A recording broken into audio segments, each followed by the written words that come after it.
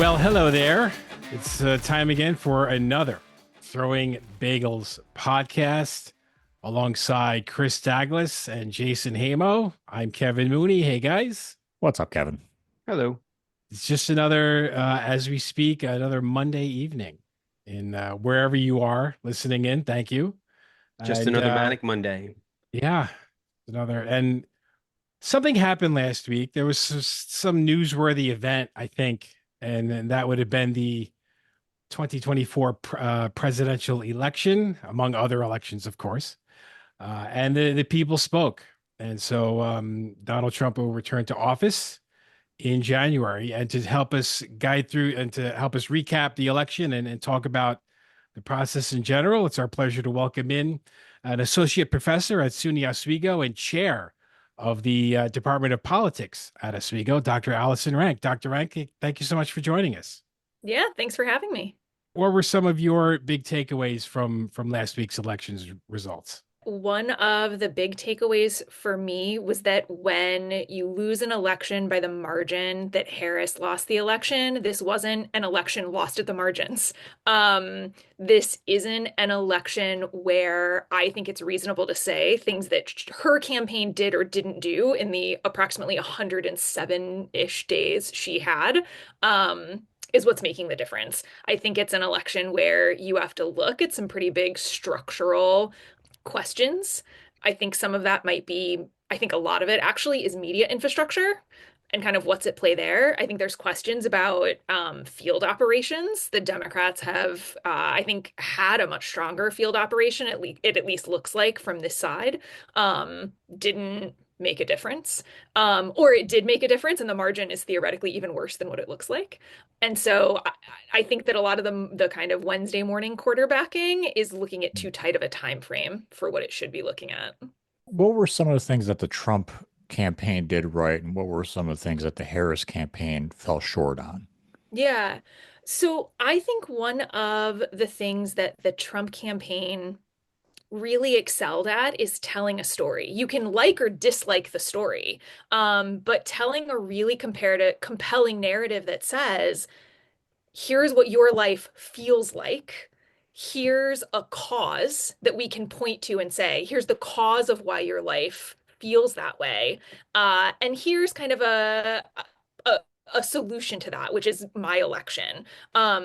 You can have a lot of critiques. I think they're reasonable, very reasonable critiques of the way that scapegoating is sort of part of that explanatory narrative for him and for his campaign, but it is a compelling story. And I think that the Harris campaign had policies, but those policies aren't knit together as part of a compelling story. And I think particularly to the degree that she did have a story, it was we're not going back. And when you're in a position where your life currently doesn't feel that great, not going back isn't necessarily a compelling story. And so in that kind of longer term question, I think those narratives are really important. A big topic in this race was, the LGBTQ, transgender, right? Donald Trump had an ad out that specifically targeted Kamala Harris, saying, she wanted to be able to help pay for, people in jail to have transgender surgeries. And he ended it by saying she's for those people, but she's for they and them, and I'm for you. Do you think, to me, that seemed like a very compelling, I don't say argument, that's not the right word, but very compelling commercial, to the point of where the normal person on the street is going to see that and be like, oh my gosh, like, especially if they're not for that type of thing, it seems like that this commercial kind of, I feel like, really kind of swayed a lot of people. Yeah, I'm hesitant to say that commercial swayed people. Just I'd want to see actual data on the impact of that commercial. I also have to think the Harris campaign had to have tested messaging on responding to that commercial. And as far as I know, they never released anything. And so then I'm left wondering, is it that they didn't have evidence that that commercial was actually working, which I'd be a little bit surprised by, or could they not find a response that polled well enough that made it worth making the counter ad, right? Like that's one of those places where it's actually the lack of response, I think, keys into to an interesting story that I have not seen any data to help me understand one way or another what was happening with that ad. I will say, in some ways it's a different strategy, but has echoes of what happened with the George W. Bush campaign in 2004, when in a number of swing states, the Republican Party put anti-gay marriage constitutional amendments on the state referenda, basically, as a means of helping to drive conservative turnout in states, which then there is some data that suggests that in states like Ohio, that actually helped drive turnout, that swung those states for Bush in 04. And so I am interested in some of the parallels there. It seemed like the Harris campaign came to a fork in the road, and they said, do we appeal to the liberal base? Do we appeal to the Republicans that are on the fence about whether they want to vote for Donald Trump? And they chose the latter, enlisting people like Liz Cheney and Dick Cheney. And they went that route, and it seemed to have maybe potentially alienated a lot of the liberal voters that may have turned out to vote for her. Do you see that as being a possibility there?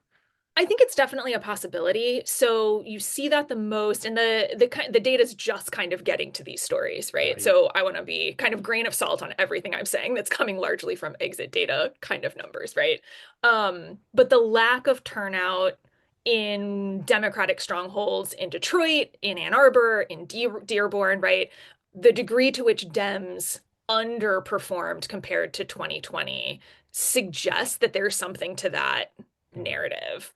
I think it is hard, given the margins, I think it's hard to think that that's the whole story again. But I do think that that's part of the story. There's also that argument, whether you like it or not, whether you agree with it or not, I feel like that she's a woman. And a lot of people didn't seem, or maybe it kind of seemed that way. A lot of people weren't ready or don't want a woman president. Like, how do you really think did that plays that large of a role in the election? And could it have really swayed that many people to say, even if they didn't like Donald Trump, to vote that way, or just not vote at all? Again, that is one to me where if this was a margins race, maybe there's a case there. I actually think there's a much stronger case for that with Clinton, both based on the margins and kind of the degree of historical construction around her gender that existed for that race.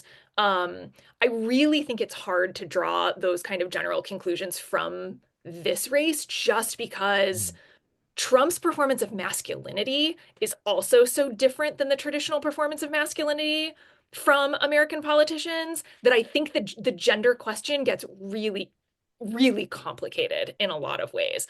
I do think, and there's good kind of commentary writing coming out about this, that minimally it is reasonable to say that a large swath of America has agreed that certain degrees of kind of very, I think it's fair to say, misogynist performances from President-elect Trump are not disqualifying, right? Certainly not disqualifying. So that I think is absolutely in play. To the degree that people aren't voting for Harris because she's a woman, I would suspect that that's coming out more. And again, I don't have any data on this. I think that's coming out more in things like the comments around, like, I just don't feel comfortable with her, quote unquote, or I wish I knew more, right? Which both are reasonable given how short her kind of runway was on a campaign. But I think it also raises questions about kind of like, would you have heard as much of those comments from somebody who had been vice president for 4 years if kind of race and gender weren't also in play in a way that they aren't traditionally in American politics? How much of a role did that short runway play? It was a little over 100 days to launch an entire presidential campaign. It is honestly difficult for me to imagine her playing that hand better. I don't know how you play that hand better than the way she played it. When it is that short. I do think that the need to be so fully on message, so fully disciplined, to not be able to create like I was talking about before, that kind of compelling narrative that was her narrative, as opposed to, here are a series of programs that I've packaged together. I do think that really hurt her. And I think the hope of Democrats would be that if there had been kind of a full primary season, somebody could have told that story. But it's also the case that Democrats have not been doing a good job at telling that story for a lot of elections in a row. So I'm honestly not convinced that a primary would have solved that problem either, especially a primary where Democrats believed the final contender for the Republicans was going to be Trump. I was going to ask if, the lack of a primary and kind of what a lot of people have said is they just forced her on everybody. Could that have also caused, the lack of turnout for her, whether it is, again, not voting or voting for Donald Trump? Yeah, I think it's possible. It's also really unclear what else the party would have done at that point in time. The idea of kind of there was no time to run a really open contest, like immediately after the debate, maybe, but once President Biden stuck in for another essentially month past that debate, there was fundamentally no time. I do think it's quite likely that that's doing some depressing of Democratic turnout, but again, that's that odd sort of like that could explain. It's hard for me to think that explains a lot as opposed to a small amount of depressed turnout. Did Democrats make a mistake by going with Harris, or was that just the best option at the time? I think that's the best from my read. That's kind of the best option at the time. You take at that point if the president is stepping down, the VP is reasonably next in line if that person wants to run. To be clear, there was nothing that stopped, right? Like if Whitmer had wanted to say, like, hold up, I'm in this too, or Gavin Newsom or somebody else, and those folks sat out. Mhm. I think probably for long-term political ambition, strategic reasons, they sat it out. But they sat it out. And so at that point, when she's kind of making calls to solidify folks behind her, I think she's kind of the only game in town in some ways at that point. Or could they have even been told by the Democratic Party, like, this is our choice and we can just don't make any noise and kind of let us just go with her? It's possible, but at that point you got to ask, like, who's the Democratic Party, right? Like those people I just listed would be the people who are deciding like what it is that the Democratic Party is going to do, right? Mm-hmm. And so I've always been a little bit bothered by the story that's like this person got foisted on us. Like that's actually how primaries work. Like, it's always at some point a set of elites ultimately making a decision about who that person's going to be. And usually they make that decision really early in the primary season based on who they're going to give their money to actually be competitive in the primary season. So in some ways, this just stripped some of the veil of like democratic pageantry away from what is always, frankly, to some degree, an elite-driven decision-making process. So that has bothered me significantly less, I think, than it's bothered other people. And again, I just think once you're at that, given where the timeline was, either once you knew, and I cannot imagine a world where it did not very quickly leak that she was making calls, that sort of Biden had stepped back and she was making calls to line people up behind her. At that point, there is literally nothing that stops Newsom from getting on the phone. Yeah. He knows exactly who she's calling. Whitmer knows exactly who she's calling. Anybody else could have chosen to kind of make a play at that moment, and nobody wanted to, right? Like nobody did. Especially because Biden endorsed Harris so quickly after dropping out. There was no time for, for those phone calls to be made, right? Yeah. Except at that point, Biden is not at the point at which you're so weak after a debate that your party can push you off the ticket. Yeah. I'm not sure how much your endorsement is fundamentally worth. That's true. If somebody wants to take a stab, right? Because at that point, it's really easy. And I'm just picking, right, Gretchen Whitmer and Gavin Newsom because they're kind of obvious picks in line in the party story at this point. Mm-hmm. But at that point, it's really easy for either one of them to tag Harris with exactly the same story that the Republicans tag her with, which is she had to have known that he was experiencing this kind of decline and didn't say anything.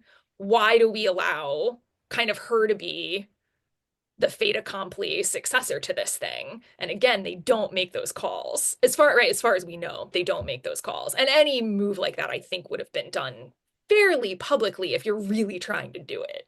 So in the grand scheme of things, do you think the Democratic Party has a a lot of internal messaging issues. Yeah. Yes. Yes.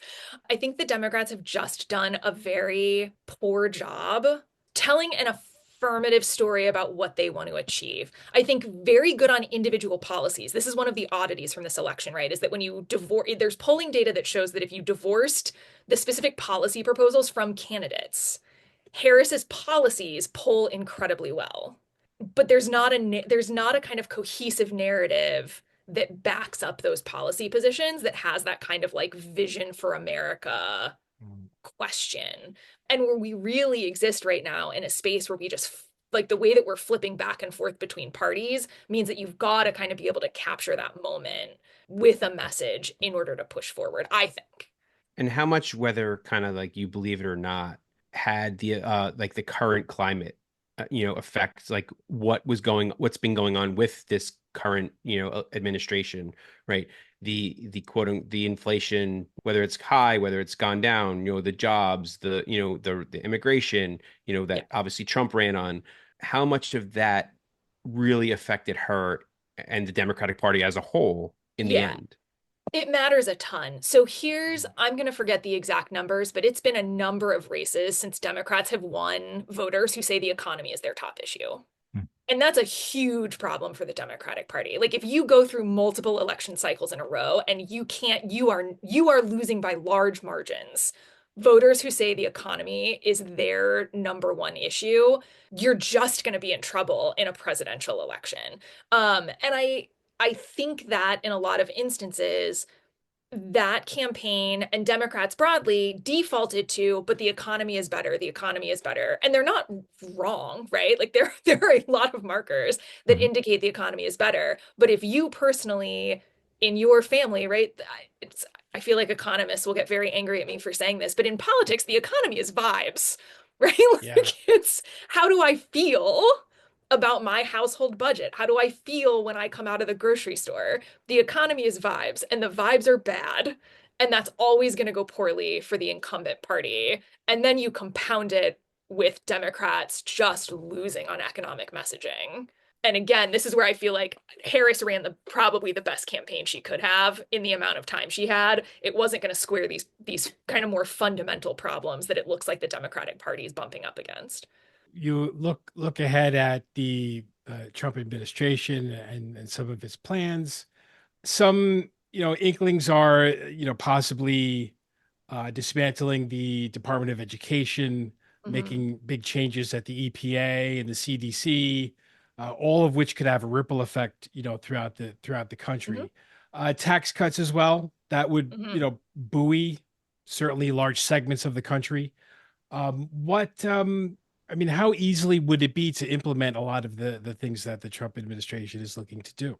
It really depends on how he attempts to implement it. So this is really the difference, I think, between the first Trump administration and the kind of incoming second Trump administration, is that the first Trump administration had, to my mind, a lot of really big plans and a lot of folks who hadn't necessarily been in the machinery of government in really detailed ways, right? And so a lot of changes that they tried to make kind of bumped up against really clear opposition or really kind of clear sticking points, just in terms of the how-to of doing it.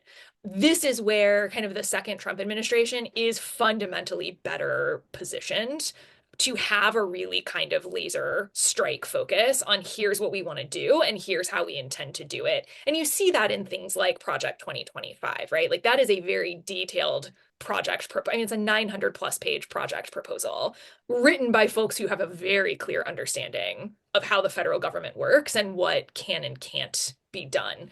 I think in some ways, a lot of the kind of like Matt, right, like disband the Department of Education when like No Child Left Behind came up and there were conversations about disbanding the Department of Education then, right? So that's kind of been a Republican hobby horse for a long time. I think there's more momentum behind it now, but I really have questions about like once you start really looking at disbanding the Department of Education, the number of dominoes that you have to make fall in order to disband an entire department. I'm not an expert in the bureaucracy. I think you could significantly whittle the Department of Education, it's hard for me to see how you disband the Department of Education, right? And now we're talking about things like Pell Grants, right? Like you just start getting into some very personal to people supports that it's hard to see how those go. And how would that affect, if they were able to do something like this? I've heard Donald Trump say if a certain state he doesn't like the way they teach certain types of programs or whatever, they might withhold money to those states. Is that something that they can do? Is he able to just say, I don't like that you are supposedly teaching something that I don't like.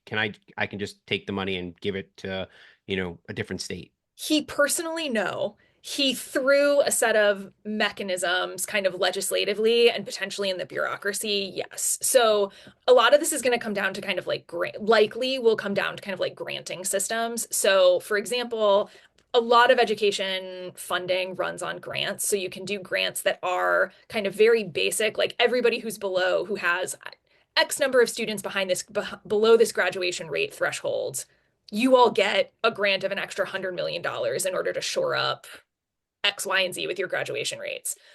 Or you can get a grant that's simply like every state is going to get $100 million. Do whatever you need to. It's got to be for education. Or you can do much more targeted programming, which is what the Obama administration did, where they did like that blue ribbon schools challenge. There were very specific benchmarks, and if schools met these very specific benchmarks, then they would come in for additional funding. So something like that is plausible. Here's the challenge. You can't do that without a bureaucracy. And so this is where I think you run into the but you can't do those things if you don't have a Department of Education that's actually tracking some of what folks are doing. And so the places that I think are the most kind of where kind of big plans are most likely to work are things where you can literally just subtract regulators. If it is the EPA and you just say, kind of like, this has been the EPA's interpretation, we're not going to interpret it that way anymore, and so we don't need regulators to look at X, Y, and Z, that is a much easier strip out than something that is asking for a different kind of regulatory structure, which is what you just proposed with a kind of education policy would do. It's kind of how he gutted the first time around, how he tried to gut the Obama climate reforms, and then now, Biden tried to put a lot of that back in. He can go back and try to get rid of all that stuff again if he feels like it. Yeah. Which is just the kind of the whipsawing legislatively is bad. Kind of like it's bad for Americans, it's bad for businesses, it's bad for government, right? And we're watching it happen no matter kind of as the presidency seesaws back and forth, we're watching it happen from both sides. And it just creates a lot of instability in either direction. Just changing gears here just for a second. You created the Vote Oswego program back in 2016, and you continue to lead it each year. What's Vote Oswego about? Sure. So Vote Oswego is the campus's nonpartisan voter mobilization campaign. It really has two purposes. So for most students, the way students encounter it on our campus is that Vote Oswego is the program that's there to help them register to vote, understand the process for completing their ballot, understand if they need to request an absentee ballot, change their registration, find reliable information to research what's going to be on their ballot, right? My real commitment to the project is actually about the experience of students who participate as campaign staffers with Vote Oswego. So I was in partisan politics for a while, and then I was in nonpartisan political organizing for a while.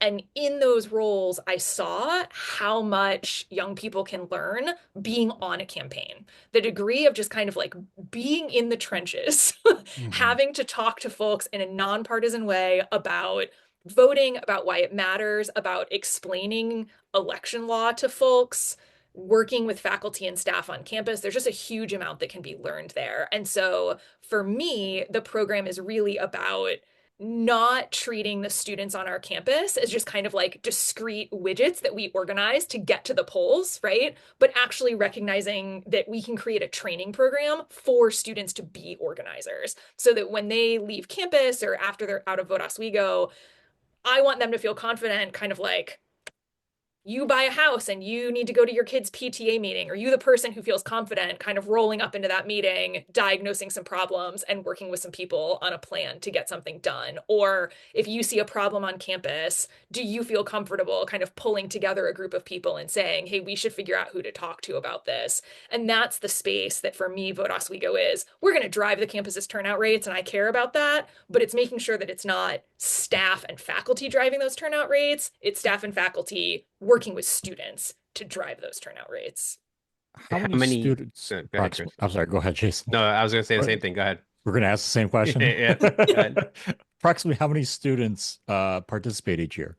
Yeah, so during federal election years, I have 5 interns and a class that has 25 students in it. Usually I get about 20 students, 20 to 25 students in the class. Pre-COVID, we'd also get about 100 volunteers every semester. Post-COVID, a lot of the kind of volunteer requirements on campus have dropped off. So I think we had maybe 15 or 20 volunteers this year that came out. And that's the Vote Oswego class that you run? Yep.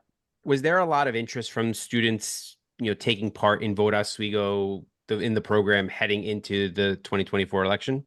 Yes.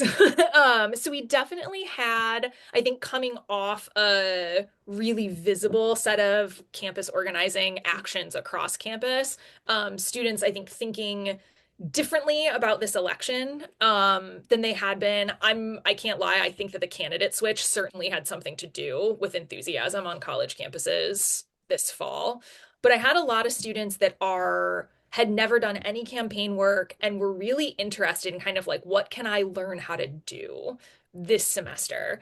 And so they were really game just to kind of try to figure out like what is it that they can do to get other students to initially vote, and then the further we get into the campaign, the more they understand that it's to get other students to understand the process, that it's the process that really throws students off.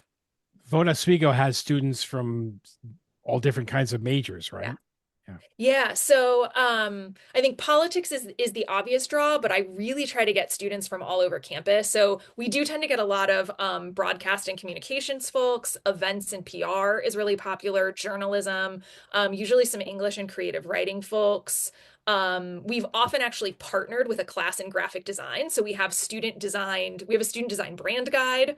We have largely student designed materials. So my students all have to meet the brand guide as they're doing any work for the campaign. So they get that kind of real experience.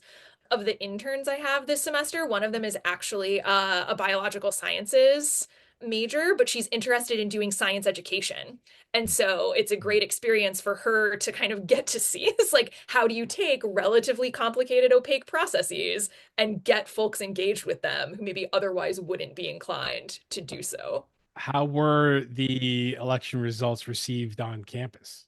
It's largely just been quiet. So we had kind of a lot of plans for the election week, which I will say was largely because we thought it was going to take longer for there to be results. Right. And so one of the things we didn't want to have was a vacuum of information while votes were being counted. I think it's really easy for kind of mis and disinformation to spread in that space and for student anxiety anxiety generally to rise, but student anxiety is my concern.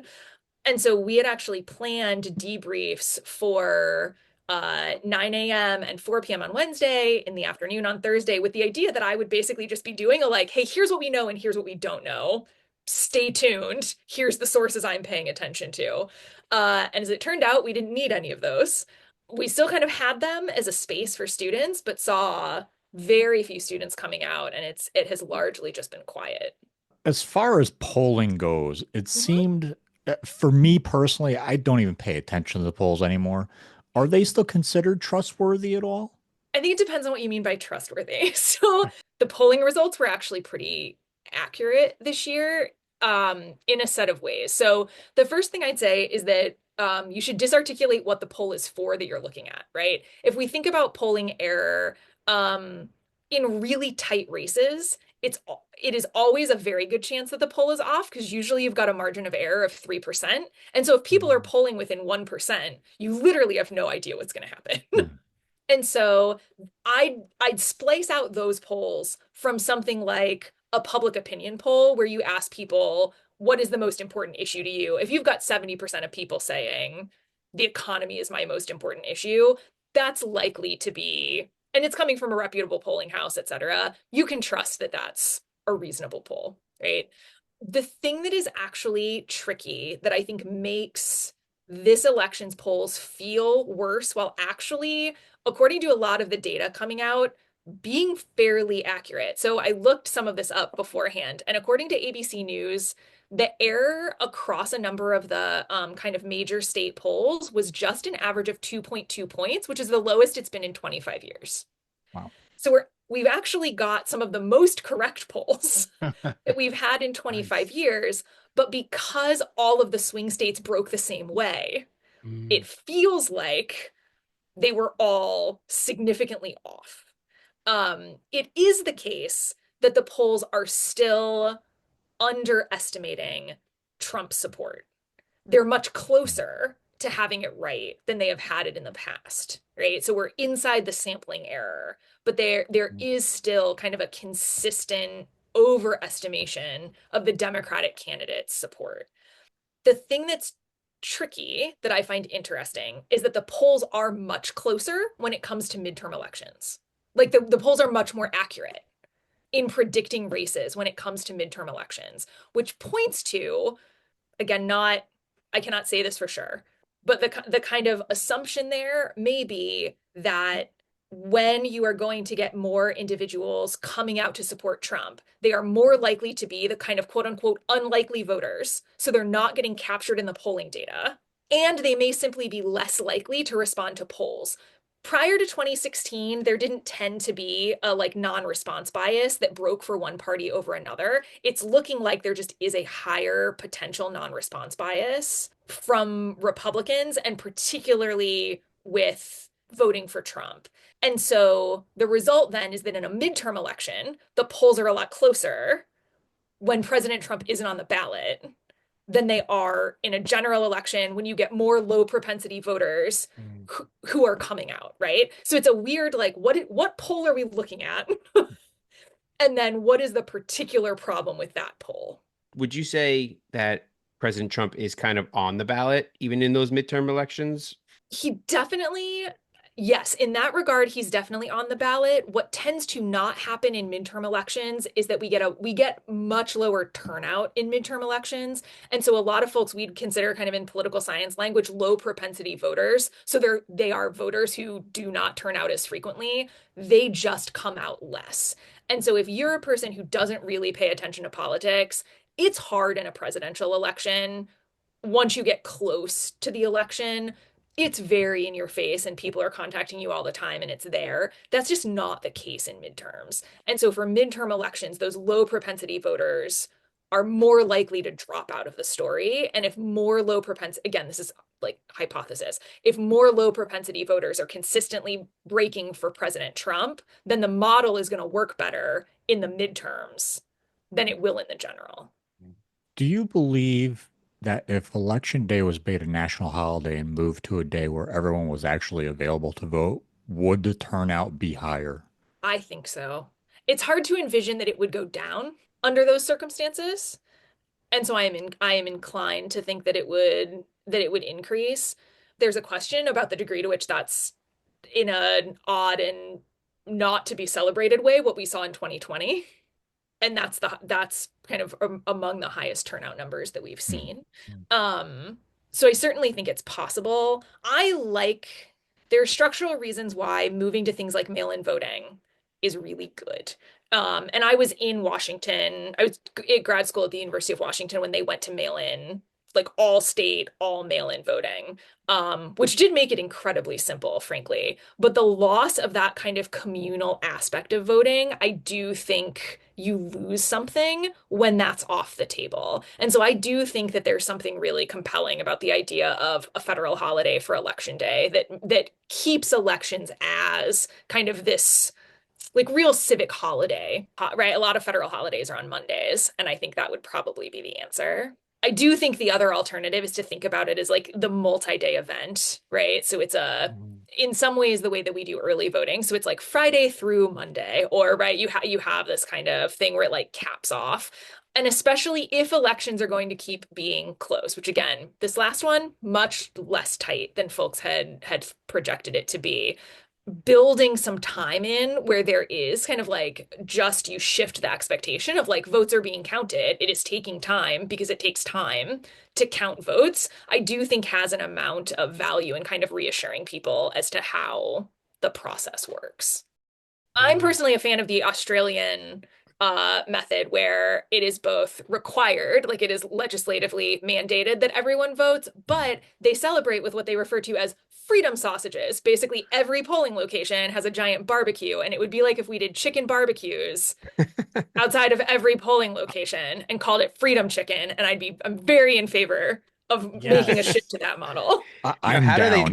how do they get everyone to vote? Like, how is that legitimately like how do they know if you don't vote? Is it something? My understanding is that you're assessed a small fine if you don't vote. I can't imagine that would go over well in this country. No, that does not fly. You know what would go well But over? I think day off and freedom sausages. Yeah. Yes. Compelling argument. And you know what would be great on the Oswego campus is chicken patties at wherever you pull on the campus. I think that would be This perfect. is what I'm saying. I would go vote in Oswego just for that. Yeah, Yeah. you know. Me too. So there's always been a lot of talk more recently than ever about the Electoral College, right? Is it still necessary in this day and age?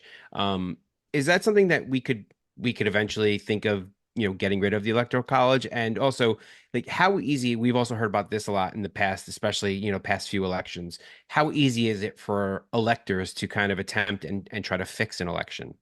The thing that's funny about the Electoral College is that it's never really done what it was expected to do. The original kind of frame of the Electoral College is that it was having elite electors was basically how you would make sure that people knew who was even running for president, right? The framers don't envision political parties. So they assume that there is just kind of like not a free for all, but not a space where everyone who's voting actually has any idea who's running for president. Political parties come about very rapidly and essentially solve that problem. And the Electoral College is then a vestige of a problem that doesn't exist. There's a bunch of efforts to overturn the Electoral College. And the thing that has happened every time throughout the 19th century and the 20th century is that one party is always benefiting from the Electoral College. And that party pretty consistently has enough power to stop anything from happening to the Electoral College. And I would suggest that that's going to be pretty consistently the condition, that whoever is currently benefiting from the Electoral College does not have any incentive to get rid of the Electoral College. And so frequently what happens is that the Electoral College is critiqued because somebody was winning the popular vote and losing the Electoral College, in which case, why on earth would you agree if you're losing the popular vote and winning the Electoral College to getting rid of the Electoral College? And so theoretically, it's always possible, but the structural conditions that are required, that need to be met in order to make that happen are just really, really unlikely. Somebody's got to be willing to vote against their own interests, essentially. What exactly needs to be done to get rid of it? Like, how, like, does it take certain amount of votes in the Senate or something like that? Or do both parts of Congress vote? Like, how does that work? We'd have to do a full, I believe because of the 12th Amendment, it would take a full constitutional amendment process. So 3/4 of the states, like it's like, think back to like ratification of the ERA, right? It's that it would be that full process in order to get rid of the Electoral College. So that's not happening. Yeah. That's definitely not happening. Yeah. Are we the only I do think it is more plausible to get states to do the split, the proportional split of their Electoral College votes, because states can decide that independently. You could, on a state-by-state basis, decide that we're going to split our electoral votes proportionate to the popular vote in our state. And so you could get the Electoral College to map more cleanly onto the popular vote that way. But again, if you're a state with a lot of electoral votes, that starts becoming a weird and risky gambit, unless you basically get everybody to jump at the same time, right? Nebraska does it and everybody's like, okay, right? Like It's like 5 votes. Doesn't really make a difference. Well, I mean, it does, but but in New York, right, there's, and especially more recently, it seems like you have basically, I want to say probably like anyone south of Rockland County is for the most part pretty Democratic. But then you go north, and the New York State is largely, you look at the map on election day, and the New York State is largely red up in that area when they break it down. So like if you did that, how would you really do that with, the amount of people? I mean, New York City is half of the state basically. Right. And so in some ways it would make it clear what that map actually shows, right? So this is the challenge with any electoral map is that it shows right? Most maps show geography and not people, right? They're showing land and not people. And so it makes whoever wins the popular vote, right? It looks like things are much, much, much more that color, quote unquote, than they might be, right? Population heat maps actually show you a lot more. And so I would like in a map of New York State, what you actually want is a population heat map. So much of upstate New York would show up as white, right? It would show up as nothing. Yep. And then downstate would show up as sort of very deep blue. And then you'd get these kind of red spotted pockets with, like Syracuse showing up blue, right? There'd be some kind of spaces. But that's the kind of thing where like if New York would basically have to get a state that consistently goes red with relatively the same number of electoral votes to agree to jump at the same time for splitting electoral votes to be something that people would entertain strategically at all, right? Because right now, if you're a New York Democrat, why on earth would you want to split your share of the Electoral College? Right. You wouldn't, right? Same thing in Georgia, right? Why on earth would you want to make that split? You wouldn't. Are we the only country that does it this way? As far as I know, yes, I'm not a comparativist. Okay. But this is one of those weird. So the independent election of the president is actually fairly uncommon as opposed to the parliamentary system. And so this is one of those places where sometimes when I'm describing this system to Americans, and they're very locked in on a kind of like American intro to American government, students are very locked in on like the American form of government is the best form of government. And my line is like, we're beta testing. Like we basically did this. And a lot of things are a lot better than a monarchy. And then a lot of other nations got to watch us and then be like, yes, but also no. And then do something slightly different. We like forming coalition governments instead. Yeah. We're good. Right? Like what we could do is make sure we have a system where we get 5 political parties. Doesn't that seem superior in a set of ways, right? Like there are all of these things about our system that people don't like that are essentially mathematically baked in to a set of decisions that the framers made, having no idea that those would be the consequences of their decisions. But then you have countries like I don't really completely understand Britain's political, the way they elect presidents or prime ministers, or in Israel, same type of thing. Like seems like they have like 10 different parties, going at it at one time. To me that, I mean, it all doesn't make much sense to me because there's so much going on. I mean, I personally think, and I feel like a lot of other people feel the same way. We people would love to have at least one more party in this country, just to break it out a little bit more. But I don't think that would ever happen either. So here's why that doesn't happen. And this is where I like to blame things on the framers. So most of our political system runs as a winner take all, right? So like if you win, you don't even have to win the majority in most places. You win a plurality and you win. At that point, being a third party has literally no value. It is always better to swing yourself to one of the top 2 parties in hopes of getting them to do, like influencing their platform, getting something that you want there. And so basically, unless we get rid of winner take all elections and move to something like ranked choice voting or something else, we will never actually move out of a 2-party system.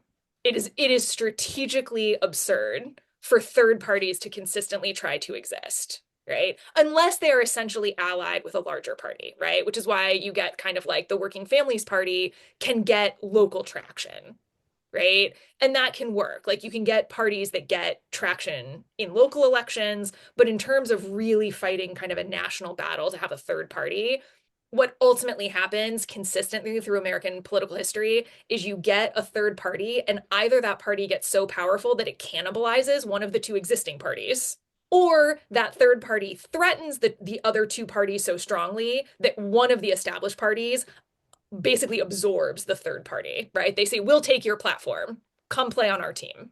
There's a question about if this is a little bit of what we're seeing with is essentially the MAGA coalition sufficiently disrupting the Republican Party, and then the Democrats are essentially trying to absorb the Liz Cheneys of the Republican Party, right? So we're not actually getting a third party split, but you're essentially seeing a third party emergence that is disrupting the established Republican Party that most of us grew up with. Dr. Rank, what led to your interest in politics? Yeah. So I actually just grew up in a house where you were expected to know things about politics. I am of the era where like my dad watched the 6 o'clock news every night. One of my like earliest political memories is the Berlin Wall falling and trying to understand what on earth was happening. And so it was just like at the dinner table, you were expected to have some sort of thought about like what was happening in the world. And from there, I ended up doing really competitive like speech and debate in high school and in college. And so was just paying a ton of attention to politics. And I really like understanding power. I like understanding who gets to make decisions and kind of like why it's not necessarily the people that you think are pulling the levers or pulling the levers, right? I was one of those kids that's like mechanical control, not for me, weird control of people. I'm super intrigued by what's happening here. And so that was it. And then I ended up doing political work after I got out of undergrad. And I am constitutionally, I require more sleep than people who can remain permanently in politics as a career. But like I said before, I just think you can learn so much from spending a short period of time kind of really doing that work that I just really love exposing students to it. When did you make the decision to pursue teaching?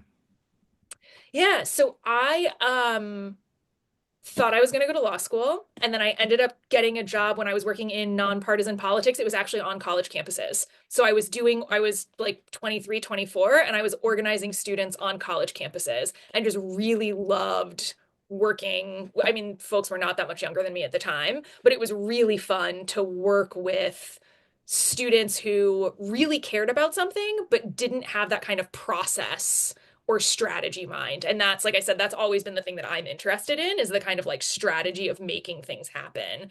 And who's got power in a space and how can you get them on your side. And so that was a great fit for me. So I ended up pursuing my PhD with a really clear, I studied youth political power and youth and politics for my dissertation, but with a really clear intention of ending up at a teaching institution. One last question. Looking at the classes that you teach or you have taught, a lot of them seem very interesting. But can you go into detail, just a couple of them? I was curious about African American political thought and Yeah. pop culture and politics. Yeah, I love both of those classes. So I come from a school of thought in sort of learning how to do American politics that basically says if you're not talking about race, you're not actually teaching American politics. And we should be upfront about that. And so when I started at Oswego, we didn't have an African American political thought class on the books.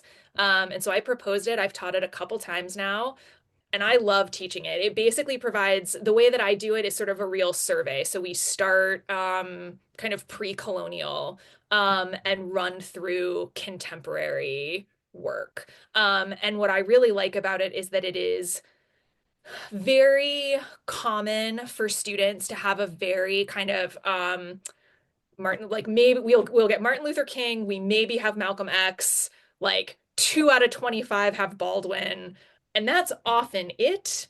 And then there is often a very kind of presentist, like this is the thought, right? Like here is what we can use this most recent election, right? Black voters will. And you're like, that's not how it works.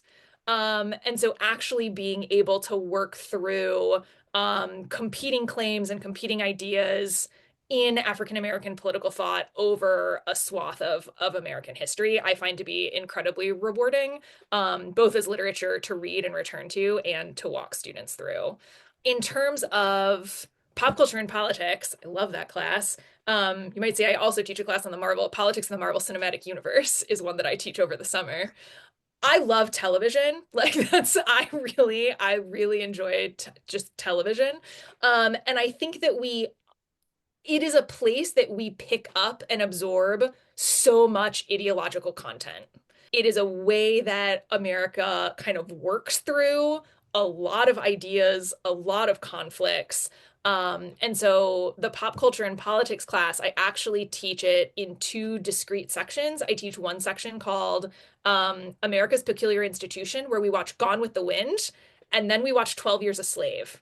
And we talk about kind of what is the difference in America's willingness to think through reparations if our cultural imagery of slavery is 12 Years a Slave and not Gone with the Wind. It's like, what is it that those kind of political images do to our political imagination in terms of policymaking? There's that half. And then the second half, I always do something on gender. So I think most recently when I taught it, I used Jessica Jones to talk about presentations of like gender and PTSD in television. Yeah. Jason lied to you. We do have one more question before we chat Sure. here. We'd like to end on a lighter note with all of our guests, especially those that have any sort of affiliation with Oswego. You're on campus quite a bit. Do you make your way down to the dining hall to get yourself a chicken patty sandwich at all? I have not. I have never made it to a chicken patty sandwich, I have to confess. I will say the thing I have enjoyed the most at a dining hall is I have occasionally gone to meet students for the brunch so that I can do the all-you-can-eat pancake bar with toppings. Yes. That has been my pick. If I have to go Can't eat go wrong there. I mean, at a dining hall, I have always opted for the pancake bar. I mean that's solid. Now Can't just argue with add, you on you know that. what? You can have chicken and waffles. See, that would be fine. Perfect. I would go for that. And what's your favorite place to go off campus? Oh, that's a good question. I think right now Southern Fare, which I don't know how recently you guys have been up here. It's new. They rebuilt the building that had Global Buffet in it. This is I like know where Bridge that and is. First. Yeah. Oh Yeah. yeah. Oh, okay. Yeah. Oh yeah, where that shopping center used to be. Yeah. Mm. So it's like, well, there's now a children's museum. That whole corner. So it's catty corner from Rivers End Bookstore. I feel like that's the thing that's been Yeah, around the yeah. longest that's on that corner now. Yeah, so that is a kind of like a Southern, like American Southern fare inspired. They actually do a great chicken and waffles Interesting. there There we on go. occasion. There Next we time I go up there, I might have to try that. Yeah. Yeah, that's pretty solid. And then on the top of that building, there is now a rooftop bar. Oh. Oh, Um, that's cool. that is good for a cocktail and views of the water. Interesting. Kevin, we'll go up next weekend. Yeah, we're gonna do it. Dr. Rank, thank you so much for joining us. This was great. Great having you on, and best wishes to you. Thank you. It's great meeting you, and hope to have you back on the show. Yeah, good to meet you guys too. Thanks for the invite. And that was Dr. Allison Rank, chair of the Department of Politics and associate professor at SUNY Oswego. I like that idea of freedom sausages, guys, or freedom hot dogs, freedom chicken, barbecue. Yeah. Sign me up, man. Any sort of food. Freedom to chicken entice. patties. That's right. Yes. Freedom chicken patties. I mean, any sort of enticing food to get you to go and vote and do your civic duty. You know, I always associate election day with pizza for me because I remember the nights working at WRVO on campus, we always would have pizza during election night. Same thing when I worked in media, in radio and TV. We would always have pizza on election night as we would help tabulate the results as they came in. So that's Yeah, that's one thing that I'll always remember on election day whenever it comes around is the pizza. I must confess that this past election day, I was asleep at 9:30. Well, it's impressive. I was not. I was up for a while. Yeah. I woke up. I woke up to texts at 2 a.m. To be fair. Next I was time. up for a while and I passed out, and then I was like, all right, I'm going to bed now. I was like in bed by 10, but on my phone till 2. I think that'll do it for this edition of the Throwing Bagels podcast. Thanks again to Dr. Allison Rank for joining us, and thank you for listening. We appreciate it. You can find us online, throwingbagels.com. You can email us, throwingbagelspodcast@gmail.com. Our socials are all over on the website. Whatever. Just go there. Figure it out. Yep. You can do Only it. one at. I believe What? you. Just one at an email. Just yes, one at, that's yeah. correct. Yeah, that's how emails work. Yes. Mm-hmm. That's what I hear. That's the rumor. Chris, Jason, it's been a pleasure. Kevin, Good Jason, night. Bye. peace out.